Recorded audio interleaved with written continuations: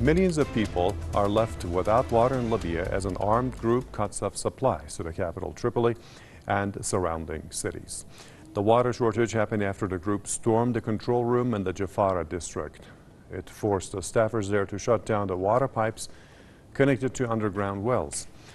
It claimed to be supporters of General Khalifa Haftar, whose forces have been trying to take the capital from Libya's UN-backed government. However, some say that the armed group has no links to Haftar and operates independently.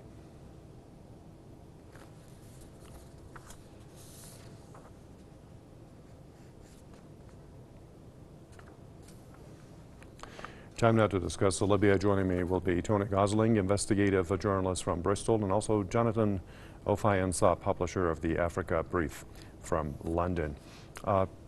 Tony, what's going on in Libya? Of course, we had this news. Some people are saying that this group are loyals of the general. Some say they're acting independently. Well, whatever has happened, there is chaos in Libya. Well, that chaos is deliberate. It's quite clear now, I think, with hindsight, although we had pretty much a whole year and a whole campaign previously running up to it here in the UK to demonise Colonel Gaddafi. In 1969, he came to power in a bloodless coup. Basically, he said to the establishment, the colonial establishment, who were there at the time, he said, well, either you get on this plane or we're going to have to fight. And they got on the plane and left, and so it was peaceful. He took over in that manner. As many other things were going on in the Levant, other parts of the Middle East, for example, the Six-Day War and the October War around 1970. What happened in Libya was much more of a model of how things could and should be done without massive violence. And of course, then it was the British again involved. Through the Foreign Secretary David Miliband in starting a civil war. Well, they call it a civil war, but really it was a Western intervention to topple Gaddafi, and he ended up being executed by a mob. And that whole process, I think, it's pretty clear now. And it's a bit amazing how these things, at the time, you think, crikey, what's happening? And then it's really only in the months and years afterwards that we find what was really going on. And the motives for this were really to do with the success that Gaddafi had made of Libya as an independent state. And this is I suppose, a sort of pre-conflict situation we're living in at the moment, is that independent states that aren't strong enough to defend themselves from the superpowers end up like Libya has in many cases. I mean, we're seeing a similar attempt at a similar kind of regime change in Venezuela right now. So that was actually a very successful one. To gauge the success of Gaddafi's Libya, all you need to do is look at their accounts at the International Monetary Fund, the IMF. They didn't owe any money to the IMF, and in fact, Gaddafi was in the middle of starting something called the African gold dinar, which was a currency for Africa, which would not be dependent on the IMF. So the result of this has been what Dan Glazebrook, the writer, in his book has described as divide and ruin. So the idea is, well, we can't actually control Libya. That is the West here and NATO and Israel. But what we can do is deny it to any potential enemy. So what we'll do is we'll create factional infighting. We'll supply arms to various different sides. And I believe that that's been happening here too. And we've seen through the Benghazi scandal with Hillary Clinton that those arms are being traded freely between, at the time, between Libya and Syria, as were the mercenaries, by the way. Right. And the current situation right now is that we have what the West should have expected, which is various different factions vying for control. And actually, the cutting off the water you mentioned there is very much like a medieval siege, isn't it? So echoes with the Crusades in more ways than one. Now let's go to London. Jonathan, let's have your comments on this. Who is to blame for this chaos in Libya? Well, as my colleague said, I mean, the origins of this chaos go back a long way.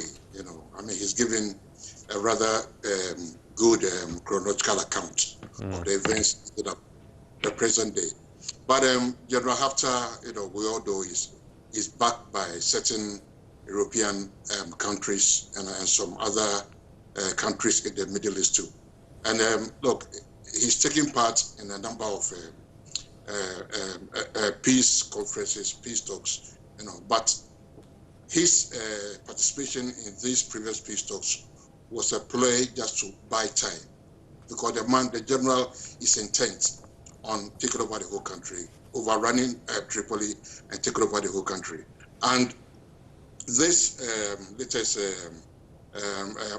assault on Tripoli, is causing a lot of, can I say, havoc, on the civilian population.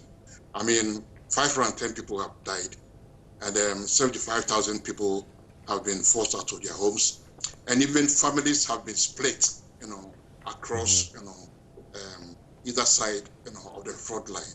And again, the latest we had was the water supplies being cut, last Saturday. But luckily, even if when the water supply was cut, there was enough to supply Tripoli for 2 days. And the good news we've had this morning, just before we came on air, was that the water supply has been restored. But General Haftar is denying that his faction, caused the destruction of the water supply. But the blame is being put on another general who is loyal to General Haftar. And this same group, was responsible for a similar act 2 years ago. So I mean, the situation as it is now is a bit confusing. But the good news is that the water supply, has been restored. At least we had some good news.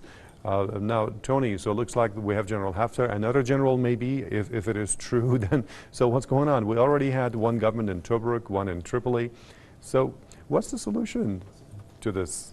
Well, look, the solution I would suggest is to be looking at some of the Gaddafi era people. I mean, obviously Gaddafi has now been executed by a mob, so he's no longer around.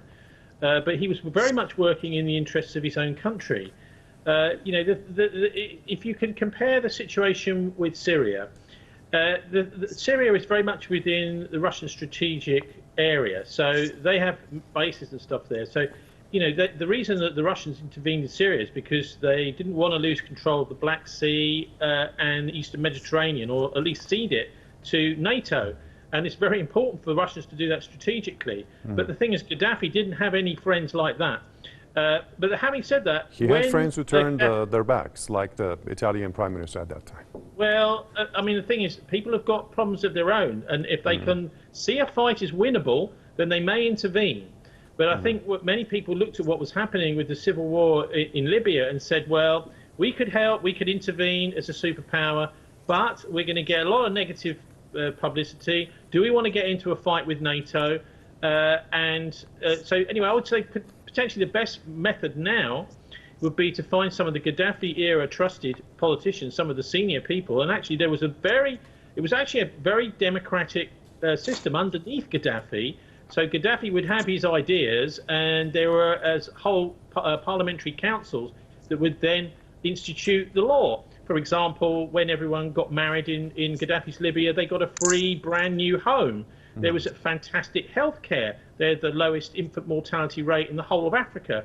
And some of the people involved in this administration, if they're still in Libya, I think should be brought together in order to form a Gaddafi-style government there. But that's very, very difficult to do. And I would suggest also, it may be a cynical thing to say, but we may even see Western special forces in Libya right now doing these sorts of acts like cutting off the water supply, because there is still an attempt by the West to disable Libya and to make sure that it can't be a player anywhere in the Middle Eastern region, especially if there's this war of words with Mike Pompeo turns into any kind of hot war. Right. And Jonathan, who do you think is benefiting from this stirred situation in Libya? Well, the main beneficiaries are those who are fomenting the Western elements. I cannot mention any Western country, but certainly some elements in the West, some countries in the West are benefiting, from this turmoil, going on in the country at the moment. Like I said, countries like France, support General Haftar. whereas other countries also are supporting the UN-backed government in Tripoli. Even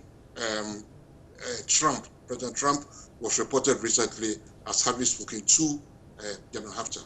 So it appears, their interests, within the country for control. It's all down to control of Libya's large oil reserves. I mean, I think Libya has the largest oil reserves in Africa, and it's all about the control of these oil reserves. Mm-hmm. Okay, I appreciate your comments and insight. We had Tony Gosling, investigative journalist, who joined us from Bristol. Can I say one thing very quickly? Yep, go ahead, please, quickly. It's important to remind everybody that the amazing work that Gaddafi and his government did with what they call the Great Man-Made River or the Great Man-Made Lake, which was a massive project to supply water for the whole country, to make sure that this kind of thing that's happened with cutting off the water supplies could never happen. And of course, with him gone, that project went too. Okay. All right, that was Tony Gosling, investigative journalist from Bristol, and also we had Jonathan Ofayansa, publisher with Africa Brief, joining us out of London. And thank you for watching this news review.